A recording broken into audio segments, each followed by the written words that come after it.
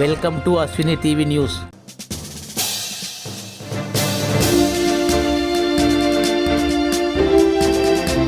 जिंदाबाद कर्पूरी ठाकुर जिंदाबाद जिंदाबाद భారత రత్న కర్పూరి ఠాగూర్ జిందాబాద్. భారత రత్న బిరుదును